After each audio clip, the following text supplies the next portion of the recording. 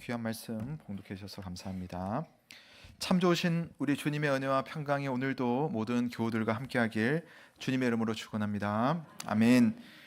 여러분, 우리가 신앙생활을 하다 보면 처음 믿었을 때의 그때 어떤 뜨거움, 그런 감격들이 약해질 때가 종종 있습니다. 그래서 내가 지금 하나님을 믿고는 있는 건가? 또는 이런 믿음이 나에게 무슨 유익이 있지? 혹시 믿음 말고 다른 것으로 가는 것이 낫지는 않을까? 자, 이렇게 고민하는 순간들도 왕왕 있습니다. 뭐 그렇지는 않다 하더라도 좀 활력을 잃고 그냥 신앙생활이 그냥 관성에 의해서 그냥 습관처럼 여러 가지 생활 방식 중에 그냥 뭐 배고프면 밥 먹고 하듯이 그런 식으로 간신히 유지가 되는 그런 경우도 있습니다. 자, 여러분의 신앙생활은 지금 어떻습니까? 오늘 말씀을 읽었던 이 편지 히브리서는 그런 성도들에게 쓴 편지예요. 이 편지를 받아보는 성도들은 크게 한 두 가지 정도의 이유 때문에 신앙의 활력을 잃고 나름대로 위기를 겪고 있었습니다. 첫 번째는 신앙적인 박해라고 하는 어려움이 교인들에게 있었습니다. 예수 믿는다는 것을 두고서 주변 사람들이 아주 사회적으로 정서적으로 막 괴롭힌 겁니다. 그러니까 예수를 믿는 순간 여러 가지 사회적인 압박이 와가지고 직장 생활을 한다든지 또는 뭐 오늘날로 말한다면 복지 혜택에서 중동은 그런다면서요. 예수 믿으면은 그 아이디 카드 자체에 그래서 그런 어떤 기본적인 생활을 하는 것을 막아버리도록 표시를 하게 만든다고 하더라고요. 그러니까 얼마나 이 신앙을 가진다는 것이 두렵고 또 위축되겠습니까? 그러면서 함께 신앙생활하는 성도들이 이제 교회에서 하나 둘씩 신앙을 버리고 떠나는 모습을 보게 될 것이고요. 그러면 자연스럽게 내가 여기 이 자리 지킬 수가 있을까, 지켜야 할까라는 고민이 생기는 거죠. 두 번째로는 내가 믿는 믿음의 내용, 믿음의 대상에 대해서 오해하고 또 흔들리게 되는 그런 상황들이 발생하고 있었습니다. 즉 하나님이 우리에게 구원 주시려고 예수 그리스도 그분의 십자가와 그분의 부활을 믿는 자들에게 구원을 주실 것이다 라고 이야기를 했는데 지나고 보니까 주변 사람들이 에이 그건 아니야, 그건 부족해, 뭔가 플러스 알파가 있어야 돼. 야, 네가 착한 일 하지 않으면서 구원받을 수 있을 것 같아? 네가 신앙생활 그따위로 하면서 구원받을 수 있을 것 같아? 너가 헌금하지 않고 예배를 제대로 안 드리는 그 모습을 하나님이 받으실 것 같아? 이런 식으로 자꾸만 듣다 보면 그런가 보다 이렇게 돼버리는 거죠. 그게 중요하지 않다는 그런 말씀이 아니라 우리가 정말 예수 그리스도를 믿는다라고 하는 것은 믿음 안에서 실제로 우리는 어떤 구원을 얻는 것인지에 대한 확신이 있어야 되는데, 그러니까 이런 이야기를 들으면서 이렇게 저런 이야기를 들으면서 이 이야기 저 이야기를 들으면서 내가 믿는 예수 그리스도가 얼마나 완전하시고 얼마나 확신하시고 얼마나 자비로우신지 그걸 잊은 채로 그냥 종교 생활로 가게 되는 겁니다. 그 당시에 히브리서를 받아보는 성도들 중에는 차라리 내가 다시 유대교로 돌아가야겠다, 유대교의 믿음을 가져야겠다 하는 사람들이 생겨나기 시작했습니다. 그래서 이 편지는 뭘 이야기하냐면은 예수 그리스도는 충분하다. 예수 그리스도만이 우리의 구원의 길이다. 예수 그리스도 안에서 모든 것이 완벽할 수 있으니 예수 그리스도 안에서 신앙생활을 해야 한다라고 하는 이야기를 해주고 싶었던 겁니다. 사랑하는 여러분, 우리가 믿음으로 사는 것은 행복하고 참 기쁜 일입니다. 그럼에도 불구하고 어쩔 수 없이 하나님은 보이지 않는 분이시잖아요. 그러다 보니 우리의 신앙생활에는 보이지 않는 하나님을 믿기 때문에 여러 가지 변수들이 항상 생겨나게 되어 있습니다. 그러면 신앙생활에 종종 활력을 잃거나 또는 위기가 찾아오기도 하는 겁니다. 그때 우리가 무엇을 해야 되는가? 그것은 바로 이런 겁니다. 내 신앙의 상태가 지금 어디인가를 점검하면서 내 신앙이 바라보고 있는 그 목표점, 바로 예수 그리스도, 그분이 누구신지, 그분이 뭐라고 하셨는지, 그분이 나에게 어떤 일을 행하셨고 또 행하고 계시는지, 행할 것인지, 이런 것들을 예수 중심으로 우리의 믿음을 정돈해 나가는 것이 필요한 겁니다. 저는 오늘 이 말씀 중에서 히브리서는 그 이야기를 여러 방법으로 하고 있거든요. 그 중에 제가 한 가지 주제, 그다음 세 가지 적용점을 말씀드리려고 합니다. 한 가지 주제라고 하는 것은 바로 우리가 믿는 유일하신 구원자 예수 그리스도, 그분을 주제로 삼고 오늘 한번 말씀을 살펴보겠습니다. 그리고 예수 그리스도가 우리의 주제가 되면 예수 그리스도가 어떤 분이시길래 라고 하는 적용이 나올 겁니다. 그래서 세 가지를 적용할 겁니다. 첫 번째, 예수 그리스도는 영원히 계시는 대제사장이시다라고 하는 것. 두 번째, 예수 그리스도는 하늘보다 높으신 분이시다라고 하는 것. 마지막 세 번째는 예수 그리스도는 우리에게 적합하신 분이시다, 합당하신 분이시다. 다 이게 성경에 나오는 이야기입니다. 그것을 한번 좀 시간이 오늘은 좀 길지 않습니다만 한번 압축해서 한번 보도록 하겠습니다. 자, 첫 번째 주제, 영원히 계시는, 우리 한번 같이 읽겠습니다. 시작. 예, 예수 그리스도를 제사장, 그 중에서도 가장 높은 대제사장, 그 중에서도 영원히 계시는 대제사장 예수 그리스도라고, 사실 예수님이 우리가 구약 성경에 나오는 그런 제사장의 모습, 복장, 그 활동을 하지 않았습니다. 그러나 제사장이 가지고 있는 어떤 의미가 예수님에게 부여되어 있기 때문에 그런 비유적인 표현을 예수님에게 붙인 겁니다. 하나님께서 이스라엘 백성들에게 제사라는 제도를 주셨죠. 우리가 유교에서 말하는 그 제사가 아니라 이스라엘 백성들, 하나님 백성들에게 주신 제사. 이건 뭐냐면은 사람이 하나님 앞에 나아갈 수가 없는 존재인데, 그럼에도 불구하고 사람이 하나님을 향해서 나아가서 하나님의 용서를 받고 하나님의 도움을 받고 영원한 평화와 영생을 누릴 수 있는 길을 하나님께서 제사 제도를 통해서 일종의 그림자로 주신 겁니다. 그러니까 완벽한 원본이 있는데 그 전에 그림자처럼 너희가 지금 그것을 준비하라고 제사라고 하는 제도를 준 겁니다. 그리고 이런 제사를 진행하기 위해서는 이것을 좀 잘 아는 누군가가 필요했어요. 하나님과 백성 사이에서 중간 역할을 하는 존재, 그 존재가 바로 제사장이었습니다.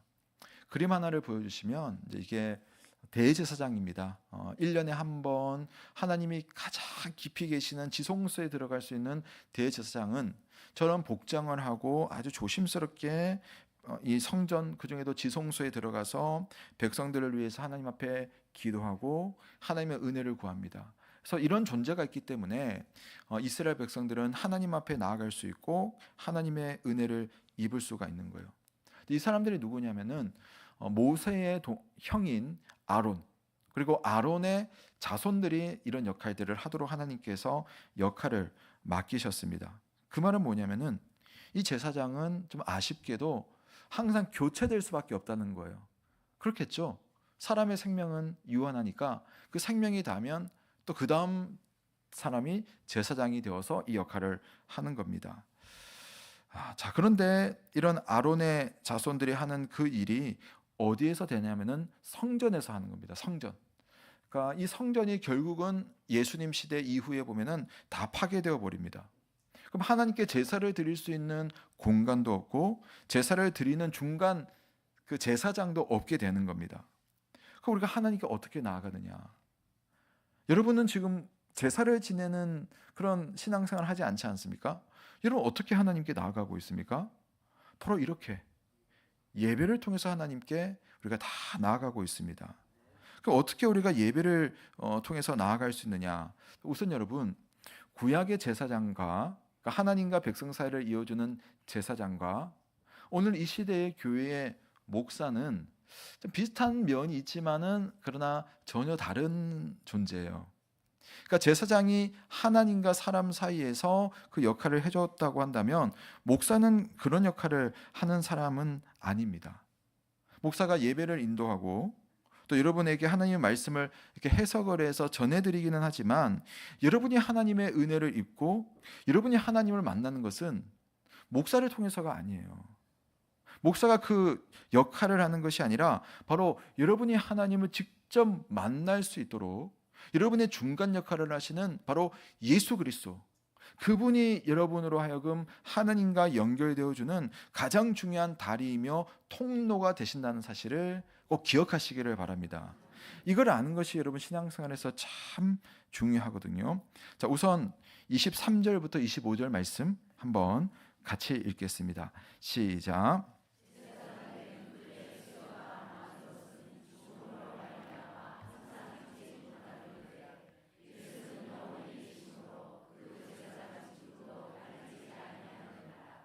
그러므로 자기를 힘입어 하나님께 나아가는 자들을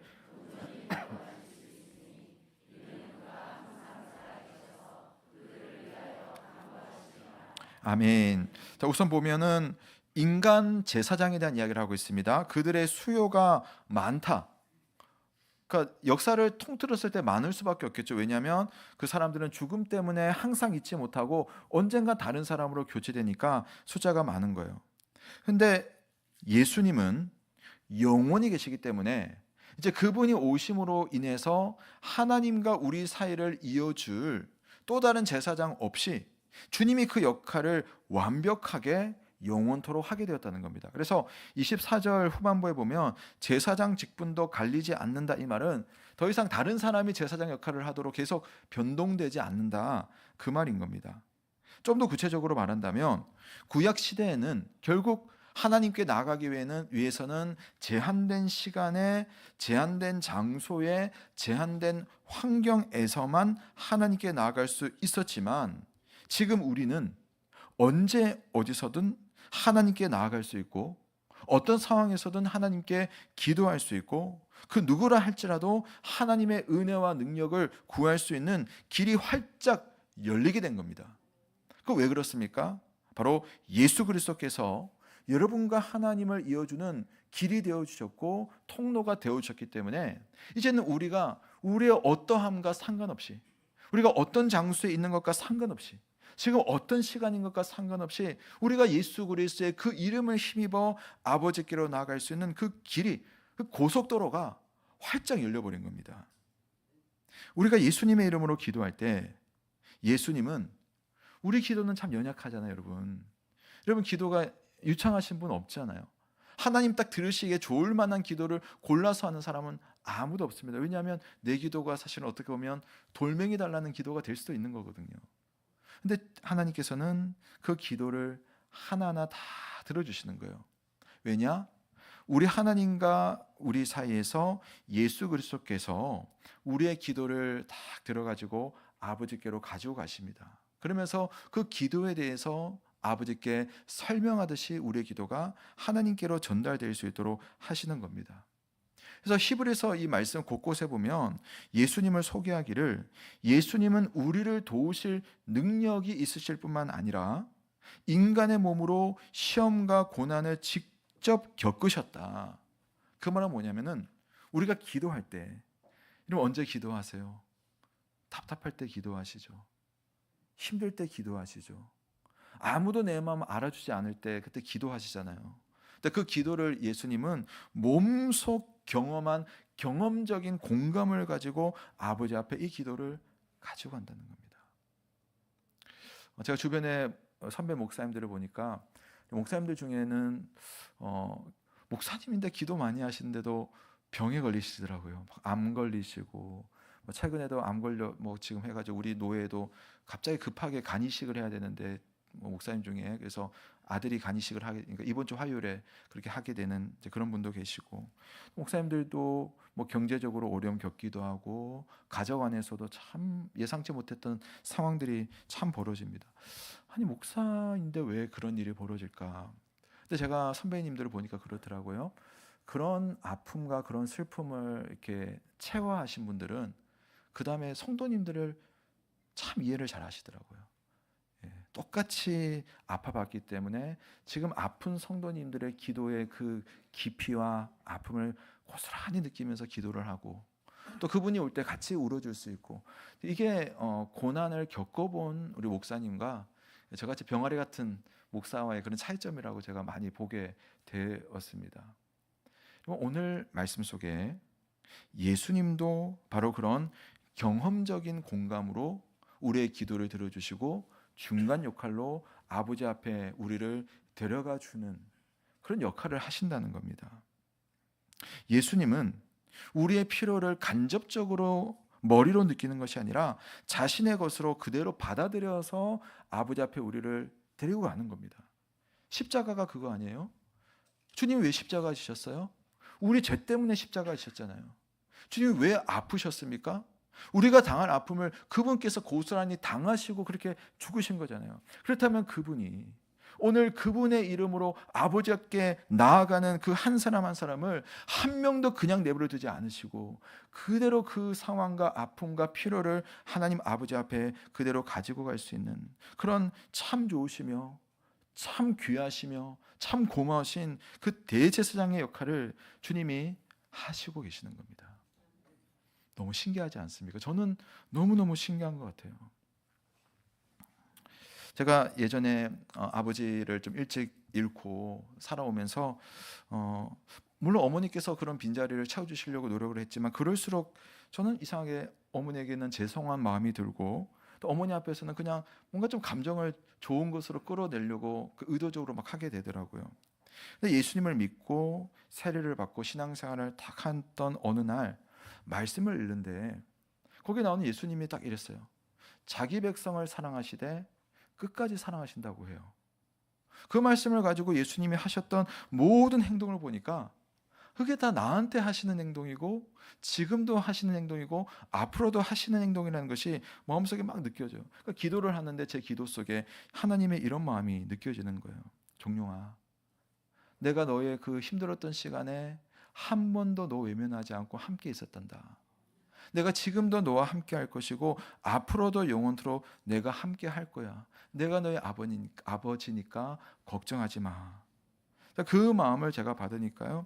너무너무 그 다음에는 어떤 삶의 여러 가지 일들이 있지만 그 다음엔 뭔가 일어설 힘을 하나님께서 계속 비축하게 하시는 그런 느낌을 가질 수가 있었습니다. 그뿐만 아니라 우리 주님은 우리를 공감할 수 있는 그런 대제사장일 뿐만 아니라 그 모든 일에 있어서 위치와 능력에서 탁월하신 분입니다. 그럼 오늘 이야기를 하고 있어요. 자, 두 번째 제목을 한번 같이 읽어보겠습니다. 시작.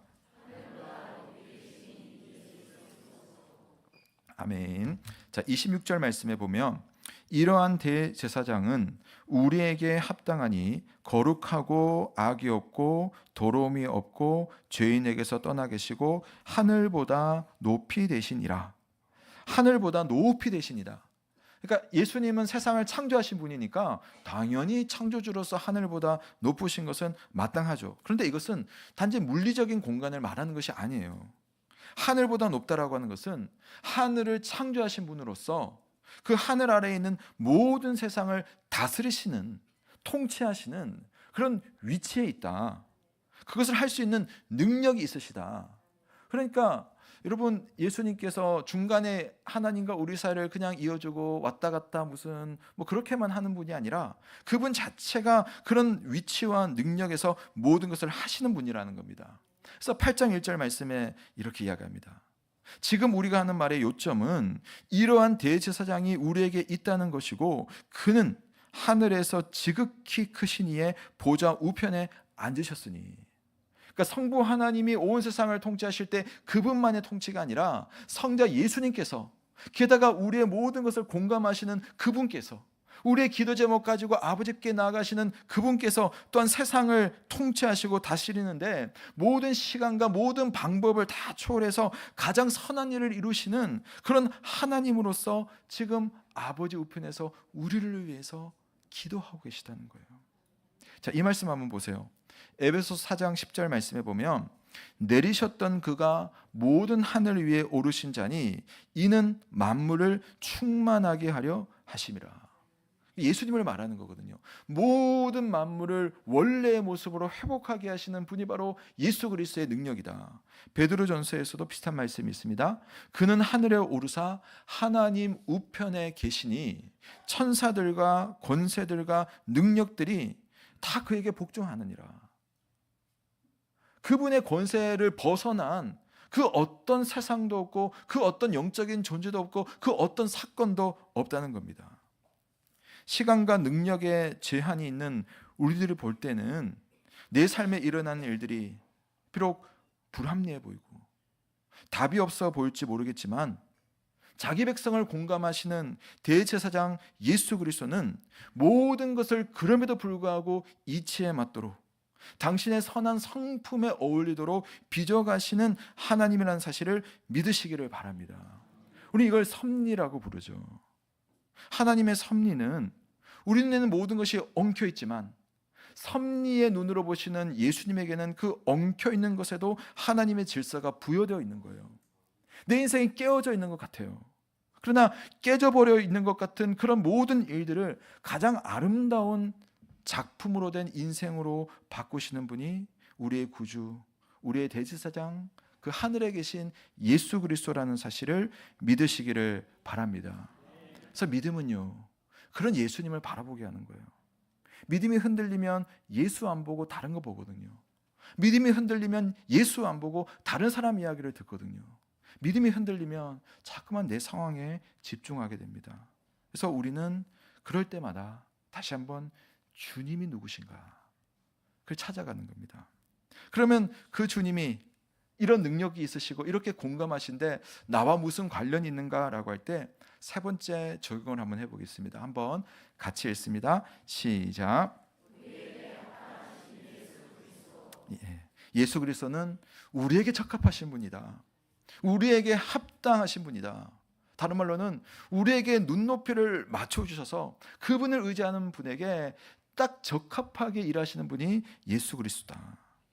자, 26절 말씀에 보면 이러한 대제사장은 우리에게 합당하니 거룩하고 악이 없고 더러움이 없고 죄인에게서 떠나 계시고 하늘보다 높이 되신이라. 또 8장으로 넘어가서 이러한 대제사장이 우리에게 있다는 것이라. 아멘. 자, 여기서 눈여겨볼 표현은 우리에게 합당하니입니다. 우리에게 합당하니. 그러니까 예수님의 능력은 무한하시죠. 근데 그 예수님의 능력이 모든 사람에게 그대로 가는 게 아니에요. 우리에게만 합당하다는 겁니다. 우리가 누구겠습니까? 예수 믿는 성도이죠. 근데 이 편지가 말하고 싶은 것은 단지 예수님이 이런 분이니까 모든 사람이 혜택을 얻는다는 것이 아니라 우리에게, 즉 앞뒤 문맥을 살펴보시면 자, 25절 말씀에 이런 말씀이 있습니다. 그러므로 자기를 힘입어 예수를 힘입어 하나님께 나아가는 자들을 온전히 구원하실 수 있으니 이는 그가 항상 살아계셔서 누구를 위하여? 그들을 위하여 간구하시는 겁니다. 그들이 우리라는 거죠. 우리 모두가 이 말씀 속에 있는 그들, 이 말씀 속에 있는 우리가 되어서 합당하신 예수 그리스도를 나의 주님으로 모실 수 있기를 주님의 이름으로 축원합니다. 지난 금요일에 우리 새가족 우리 교육 보충하는 모임이 있었어요. 두 분을 만나서 좀 이렇게 서로 대화를 했습니다. 이제 한 분이 그런 말씀하시더라고요. 본인이 이제 우리 교회에 와서 신앙생활을 하는데 너무 좋다는 거예요. 그러니까 매주마다 교회로 오면 너무 좋은데 뭐 인사하시는 분도 좋고 뭐 예배도 좋고 본인 너무 좋으시더라고요. 근데 그 중에 제일 좋은 건 뭐냐면은 밥 먹는 거래요. 네, 예배 마치고 밥 먹는 거. 근데 심지어 이분은 일부 예배 오시는데 집에 갔다가 밥 먹으러 오신대요. 야, 신앙생활 너무 잘하는 거 있죠. 자, 그런데 그분이 또 그 중에 더 좋았던 경험을 하시더라고요. 아니, 그날 비빔밥이었는데 누가 서서 계란 후라이를 나눠주시는데 다 하나씩 받아갔는데 내 차례에 2개가 왔다는 거예요. 이제 잡수하세요. 누가 주셨어요? 2개를 받으셨대요. 그랬더니 옆에 다른 새가족분이 딱 들으시더니 그분 누구세요? 네, 저한테 좀 이름 좀 말해주세요. 제가 그분한테 가서 받아 먹을래요. 딱 그러시는 거예요. 여러분, 우리가 정말 좋은 분을 알면, 그분이 누군지를 알면 어떻게 해서든 그분 만나고 싶고 그분께 구하고 싶고 그분의 도움 안에서 함께 지내고 싶습니다. 특별히 사랑이 많은 분, 나누기 좋아하시는 분, 위로와 행복을 주시는 그런 분이 계시다면 우리 그분을 만나야죠. 그분을 만나야지 좋은 것을 누릴 수가 있습니다. 신앙이 흔들리고 의심이 생기고 부정적인 마음이 드는 것은 모든 성도들에게 다 일어날 수 있는 그런 현상입니다. 그러나 거기에 머물러 있을 것이 아니라 우리가 믿는 예수님이 진짜 어떤 분인지를 다시 점검하시고 그분의 선하심과 그분의 자비로우심을 의지하며 하나님의 은혜가 펼쳐져 있는 하나님께로 나아갈 수 있는 저와 여러분 되시길 주님의 이름으로 축원합니다. 예수님은 하나님께서 우리에게 주신 놀라운 선물, 우리에게 가장 합당하신 분이십니다.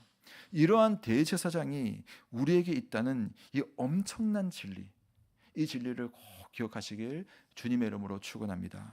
기도하겠습니다. 하나님 아버지, 오늘 하나님의 말씀을 통하여서 우리의 믿음에 있어서 예수 그리스도가 어떤 분이신지, 얼마나 중요하신 분이신지, 얼마나 좋으신 분인지를 알게 하심을 감사드립니다. 오늘 믿음으로 살다가 이런저런 일들을 많이 만나는데 그때마다 예수 그리스도를 다시 한번 바라보고 그분의 성품 안에 일어서며 그분을 의지하며 하나님 아버지가 주시는 놀라운 은혜를 누릴 수 있는 우리 모두가 되게 하여 주옵소서.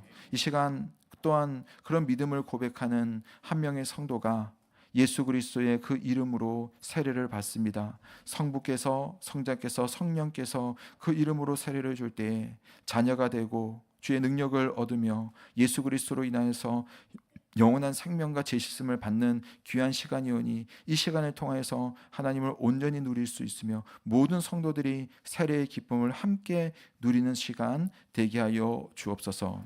주께 감사를 드리며 예수 그리스도의 이름으로 기도드립니다. 아멘. 바로 우리 세례식을 진행하도록 하겠습니다. 오늘 세례는 우리 서승진 성도님께서 우리 세례를 받습니다. 먼저 앞에 나와서 우리 성도님들을 향해서